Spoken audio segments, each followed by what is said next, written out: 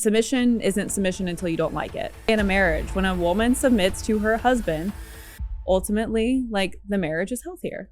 Why is it considered progressive to work for a boss 9 to 5, but oppressive to serve and build a family with a man you love?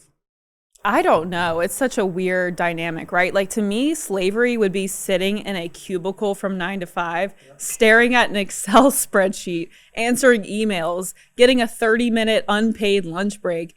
That sounds like hell to me. What doesn't sound like hell is like cooking for my husband all day barefoot in my kitchen.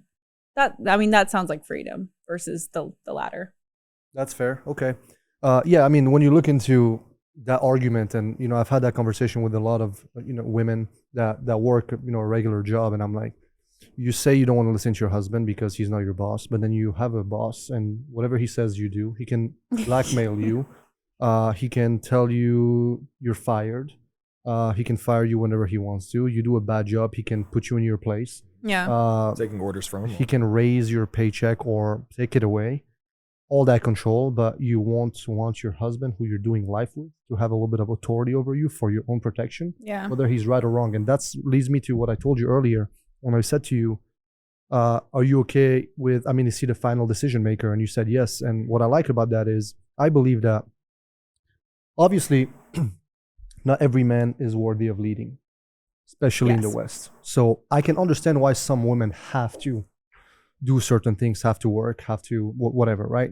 I don't always blame the woman. Actually, if you think deeply into it, maybe I should, because they're the one that are picking the man. They're picking the wrong man. So they're pretty much responsible for it too. Yes. With that being said, not every man is worthy of leading.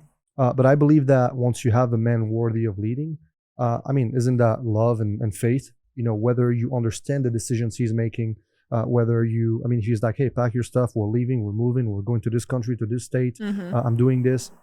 Yes, it's uncomfortable, but isn't it the whole point of faith and love and your decision to do life with somebody? Yeah.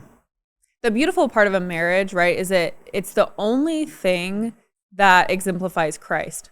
Like, Christ, just as the husband, would lay down his life for his bride, which is the people, which is the church. So how can you not, like, that is the closest, marriage is the closest you will ever get to showing the world what Christ's love is like. And that includes the Powerful. submission. And submission isn't submission until you don't like it. It's the same with Christ. When we submit Can you to repeat that Christ, one? yeah, submission isn't submission until you don't like it. My pastor has actually said that, and it's in my mind over and over, because it not only applies to your marriage, because sometimes I might not agree with what my husband says. Ultimately, he has the final decision. When we submit to Christ and to God, there's a lot of things in the Bible that we don't like, right? Like, a lot of it is offensive. People don't like it. But when you're like, okay, well, I'm going to submit to God and just trust what he says. Absolutely. Your life actually goes better. It's the same way in a marriage. When a woman submits to her husband, ultimately, like, the marriage is healthier. Well said.